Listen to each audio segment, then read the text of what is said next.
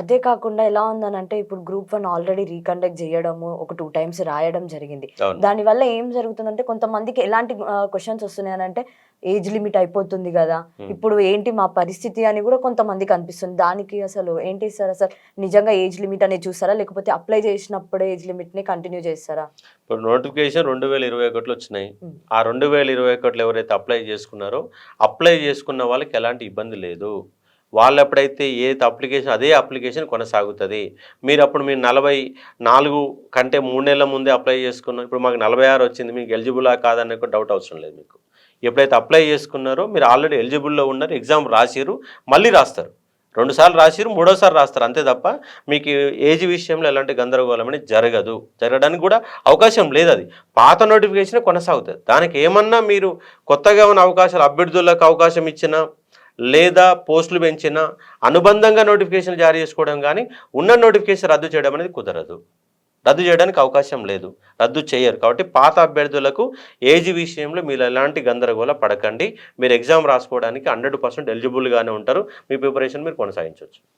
Sir అలాగే ఇప్పుడు మనం చూసుకున్నా గూడా పీఈటీ 2016లో నోటిఫికేషన్స్ అనేవి పడ్డాయి సార్. హ్మ్. వాళ్ళకి రిజల్ట్ అనేది ఇప్పటిదాకా ఇవ్వలేదు. అంటే లైక్ ఎలా అనంటే అసలు ఇప్పటిదాకా ఒక యాక్షన్ తీసుకోలేదు. ఏం తీసుకోలేదు. మరి అలాంటి బేసిస్ మీద ఇప్పుడు మళ్ళీ తర్వాత మళ్ళీ ఇంకొక గురుకుల నోటిఫికేషన్స్ గూడా పడ్డాయి. అది వేరేది. అవును. గురుకులంలో సంబంధించినవే కానీ వేరేవి పడ్డాయన్నమాట. టీచర్స్ జాబ్స్ గాని అట్లాంటి పోస్టులు పడ్డాయి. అవును. సో, ఇప్పుడు వీళ్ళకేమో లాస్ట్ టైమ్ 2016లో చేసినోళ్ళకి ఇప్పటిదాకా రిక్రూట్‌మెంట్ ఇవ్వలేదు. అంటే రిజల్ట్ ఇవ్వలేదు. ప్రాపర్ రిజల్ట్ ఇవ్వలేదు. అండ్ ఇంకొకటేంటిదనంటే మొన్న లాస్ట్ ఇయర్ 2023 ఆగస్ట్‌లో పడ్డ నోటిఫికేషన్స్‌కి హ్మ్. ఆగమేఘాల మీద అన్నట్టు ఒక తొందరగా అన్నట్టు హడావుడి చేసి మరి వాళ్ళు తొందరగా ఎగ్జామ్స్ కండక్ట్ చేయడం, నోటిఫికేషన్స్ ఇవ్వడము, ఎగ్జామ్స్ కండక్ట్ చేయడం. అది కూడా ఎగ్జామ్స్ ఎట్లా అనంటే ఒక్కొక్కళ్ళకి 7, 6 సబ్జెక్ట్స్ ఉంటే వాళ్ళకి ఒక్కొక్క డిస్ట్రిక్ట్‌లో పడినా కూడా వాళ్ళు వెళ్లి మొత్తం రాసొచ్చాము. సో, అవును. ఇప్పుడు మాకు అప్పుడు ఆగమేఘాల మీద మమ్మల్ని చేసి చిన్న పిల్లలు అంటే ఎవరైతే ఆడవాళ్ళు ఉంటారో వాళ్ళు కూడా చెప్పారనమాట. హ్మ్. చిన్న పిల్లల్ని తీసుకొని మరి మేము ఎగ్జామ్ సెంటర్‌లోకి ఉరికి ఇప్పటిదాకా రిజల్ట్ రాలేదు. అసలేంటిది అని అడిగితే ఇప్పటిదాకా బోర్డ్ మాకు రెస్పాండ్ అవ్వలేదని చెప్పి మరి వాళ్ళు అంటున్నారు. సో, వీళ్ళ రిజల్ట్ ఏమైనా ఇప్పుడు వచ్చే ఛాన్సెస్ ఉన్నాయా? అంటే ఈ దరిద్రాలన్నీ ఎక్కడున్నాయంటే, నోటిఫికేషన్లు సక్రమంగా ఇవ్వల. ఇప్పుడు మొన్న రాసిన ఎగ్జామ్ రిజల్ట్ ఆగిపోవడానికి గల కారణం ఏమిటంటే, హారిజంటల్ అనే రిజర్వేషన్ విషయం వల్ల ఆగిపోయింది. ఎగ్జామ్ ఏమో ఆగమాగం పెడతారు. అంటే మీరు ఫస్ట్ సోయి ఉండాలిగా మీకు. దీనివల్ల ఆగిపోతుంది. కోర్టులో కేసు అనే అంశం ఉండాలి. మీరు ఇతర రాష్ట్రాలు ఎట్లా జరుగుతుంది, సుప్రీంకోర్టు యొక్క తీర్పులు ఎట్లా అన్ని పరిశీలన చేసి మీకు రిజర్వేషన్లు ఇవ్వాలి. దీని కారణంగానే ఇప్పుడు టీఎస్పీసీలో ఉన్నటువంటి పరీక్షల రిజల్ట్ రావాలన్నా, ఇప్పుడు గురుకుల రిజల్ట్ రావాలన్నా కూడా ఈ రిజర్వేషన్ అనే అంశం పైన, హారిజంటల్ వర్టికల్ అంశం పైన అయిపోయింది. దాని మీద కోర్టు డైరెక్షన్, గవర్నమెంట్ డిసిజన్ తీసుకొని ఇగో మేము ఈ రిజర్వేషన్ అమలు చేస్తాం, వర్టికల్ చేస్తున్నాం, హారిజంటల్ చేస్తామని గవర్నమెంట్ డైరెక్షన్ ఇచ్చేసి గవర్నమెంట్ న్యాయవాది ద్వారా హైకోర్టుకు చెప్తాయి. ఎందుకంటే హైకోర్టు ఆల్రెడీ హారిజంటల్ అనే యొక్క మహిళల విషయంలో ఖచ్చితమైన తీర్పు, రాజస్థాన్ యొక్క హైకోర్టు యొక్క తీర్పును ఇంప్లిమెంట్ చేయాలని కూడా చెప్తా ఉంది. ఆ యొక్క తీర్పును బట్టి వీళ్ళు తీర్పు తీసుకొని గవర్నమెంట్ కనుక డిసిజన్ తీసుకుంటే సమస్య పరిష్కారం అయిపోతుంది. ఇంకోటి ఏంటంటే 2016 పీఈటీ ఎగ్జామ్ సంబంధించినటువంటి నేపథ్యంలో ఇంటర్మీడియట్ బేస్లో చేసినటువంటి కోర్సు చేసిన వాళ్ళకి పంచాయతీ, డిగ్రీ బేస్లో చేసిన పంచాయతీ కారణంగా ఆ రిజర్వేషన్లు అక్కడ కూడా క్వాలిఫికేషన్లు అంటే మనకు పీఈటీ ఎగ్జామ్ రాయడానికి ఉండాల్సిన క్వాలిఫికేషన్ విషయంలో గందరగోళం వచ్చి హైకోర్టు కేసు కారణంగా అయిపోయింది. అంటే ఇవన్నీ కూడా ఎట్లా లీగల్లీ అంటే సరి అయినటువంటి లీగల్ వ్యవస్థ ఇక్కడ రిక్రూట్మెంట్ బోర్డులకు లేని కారణంగా పంచాయతీ వస్తుంది.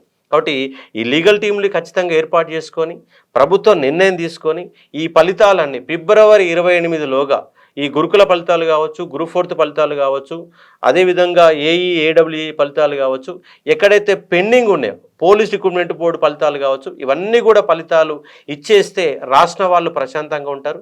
గ్రూప్ 1 కానీ, గ్రూప్ 2 కానీ, గ్రూప్ 3 సంబంధించిన ఎగ్జామ్స్ ఎప్పుడు నిర్వహిస్తారో తేదీలు ప్రకటిస్తే చదవాల్సిన వాళ్ళు చదువుతారు. ఆల్రెడీ ఉద్యోగాలు వచ్చిన ఉద్యోగాల్లో జాయిన్ అవుతారు. ఈ సమస్యలన్నిటి పరిష్కారం దొరుకుతుంది. అయితే ఈ గవర్నమెంట్ మారిన నేపథ్యంలో ఈ మధ్య ఈ 2 నెలలు గందరగోళం కావడానికి గల కారణమైంది టీఎస్పీసీ బోర్డు ఏర్పాటు అవుతుంది. దీనిపైన ప్రభుత్వం కూడా నిర్ణయం తీసుకొని రిజర్వేషన్ అంశాలపైన నిర్ణయం తీసుకుంటే అన్ని సమస్యలు పరిష్కారమని దొరుకుతుంది.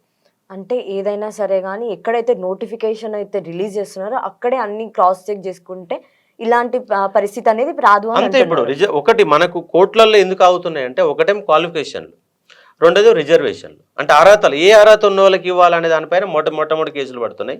రెండో రిజర్వేషన్ల పైన పడుతున్నాయి. మూడో తప్పుడు క్వశ్చన్ల పైన పడుతున్నాయి. తప్పుడు క్వశ్చన్ల మీద కోర్టుకు పోతున్నారు, రిజర్వేషన్ల పైన కోర్టుకు పడుతూ అర్హతల మీద కోర్టుకు పోతున్నారు. ఈ ఎగ్జామ్ ఫస్ట్ ఇచ్చేటప్పుడే 1-10 సార్లు క్రాస్ చెక్ చేసి సరి అయినటువంటి ఆ అధికారులు అంటే ఎవరైతే ఆ డిపార్ట్మెంట్లో పనిచేసినటువంటి వ్యవస్థ ఉందో దాన్ని తీసుకొని కరెక్ట్ నిర్ణయం తీసుకోవాలి. బోర్డులో ఉన్నట్టు ఒకరిద్దరు నిర్ణయం తీసుకుంటే ఇవన్నీ గందరగోళాలు వస్తున్నాయి. ఆ బోర్డు చైర్మన్ ఎట్లా ఫీల్ అవుతున్నారంటే మేమే సుప్రీం, మేమే రాష్ట్రపతి, మేము చెప్పిందే వేదం అన్నట్టుగా వాళ్ళు ఇష్టానుసారంగా ఈ నోటిఫికేషన్ జారీ చేసినాక పంచాయతీలు ఏర్పడి నిరుద్యోగులని అగమ్య గోచరంగా గందరగోళాన్ని క్రియేట్ చేసి వాళ్ళని సంవత్సరాల కొద్ది ప్రిపేర్ అయ్యే విధంగా కోట్ల చుట్టూ తిరిగే విధంగా రోడ్ల మీద తిరిగే విధంగా ఈ ప్రభుత్వం యొక్క అధికారులు వ్యవహరిస్తున్నారు. అధికారులను కంట్రోల్ చేసేటటువంటి మంత్రులు టీఆర్ఎస్లో ఒక విద్యాశాఖ మంత్రి పనికిమాల ఉండడం, హోంమంత్రి పనికిమాల వాళ్ళు ఉండడం, వాళ్ళకి అధికారం చెలాయించే సత్తా లేకపోవడం, అధికార వ్యవస్థ మొత్తం ఒక కేసీఆర్ కాడ పెట్టుకొని అసలు ఏం జరుగుతుందో పట్టించుకోని కారణంగా ఈ అధికారులు అనే వాళ్ళు ఇష్టారాజ్యంగా వ్యవహరించిన కారణంగా ఈ దుర్మార్గాలన్నీ జరిగినాయి. ఈ దుర్మార్గాలకి ఈ ప్రభుత్వంలో చెక్కుబట్టి ఈ యొక్క ఫిబ్రవరి 28లోగా అన్ని ఫలితాలు ఇస్తారని ఆశిస్తూ ఉన్నాను. దానిపై నిర్ణయాలు తీసుకుంటారని ఆశిస్తూ ఉన్నాను. సార్ అలానే గురుకుల ఎగ్జామ్స్ వాళ్ళు ఏవైతే లాస్ట్ అంటే చెప్పాను కదా 2023లో ఎవరైతే రాశారో వాళ్ళు ఏమంటున్నారు అని అంటే ఆల్మోస్ట్ ఆల్ 75% మొత్తం లేడీస్కే ఇచ్చారు, ఇక్కడ మా మగవాళ్ళకి అదే రిజర్వేషన్ ఇప్పుడు ఆర్జెంటల్ అనే పంచాయతీ కారణంగానే ఇది జరిగింది. దీనిపైన ప్రభుత్వం డిసిజన్ తీసుకోవాలి. అది తీసుకుంటే ఈ సమస్యల పరిష్కారం దొరుకుతుంది. సో ఏదైనా సరే కానీ అదంతా ప్రభుత్వం డిసిజన్ తీసుకోవాలి. దానిపైన ఎమ్మటే సమీక్ష పెట్టాలి. అసలు ఎందుకు అయినాయి, ఫలితాలు ఏడాదానికి వచ్చినాయి, ఏ స్టేజ్లో ఉన్నాయి, ఆగడానికి గల కారణం ఏంటి, దాని పరిష్కార మార్గం ఏంటి, న్యాయ నిపుణుల యొక్క సలహాలు తీసుకొని ఇమ్మీడియట్ పరిష్కారం చేయవచ్చు. ప్రభుత్వం కనుక తలుచుకుంటే ఒక ముఖ్యమంత్రి గారు ఒక విద్యా వ్యవస్థ అధికారులను మొత్తం ఒక దగ్గర కూర్చోబెట్టుకొని దానిపైన కంప్లీట్గా 2 రోజుల పాటు సమీక్ష నిర్వహించి ఎవరి బాధ్యతలు అప్పచెప్పేసి ఆ బాధ్యతలు అప్పచేస్తే సమస్కారం అయిపోతుంది. ఆ ముఖ్యమంత్రి గారు కూర్చోవాలనేది ఇక్కడ ప్రధానమైన సమస్య. ఇప్పుడు ఏదైనా సరే కానీ మొత్తం మన సీఎం చేతిలో ఉంది, సీఎం చేతిలో ఉంది. బోర్డు ఏర్పాటు కావాలా, బోర్డు నిర్ణయం తీసుకోవాలా, అందరినీ మీటింగ్ పెట్టి 2 రోజుల పాటు ఖచ్చితంగా ఈ విద్యా వ్యవస్థ ఉద్యోగాలపైన చర్చ పెట్టాలి. చర్చ పెట్టి సమస్య పరిష్కారం దొరుకుతుంది. ఇక్కడ ఇంకా కూర్చునేటటువంటి ఓపిక వాళ్ళకు టైం దొరకలేదా, మరి ఓపిక లేదా వేచి చూడాలా. నెల రోజులలో ఇవన్నిటి పరిష్కారం దొరుకుతుందని నేను భావిస్తా ఉన్నాను. డిసెంబర్ 31లోగానే మేము చేస్తామని, మొదటి సమావేశంలోనే మేము డిఎస్సి యొక్క మెగా డిఎస్సి ప్రకటన చేస్తామని చెప్పారు. ప్రకటనలు చేయడానికి వాస్తవానికి చాలా దూరంగా కనబడతా ఉంది. కాబట్టి మీరు ఇచ్చిన హామీలని వాస్తవ రూపంలో అమలు చేయాలని డిమాండ్ చేస్తున్నాం.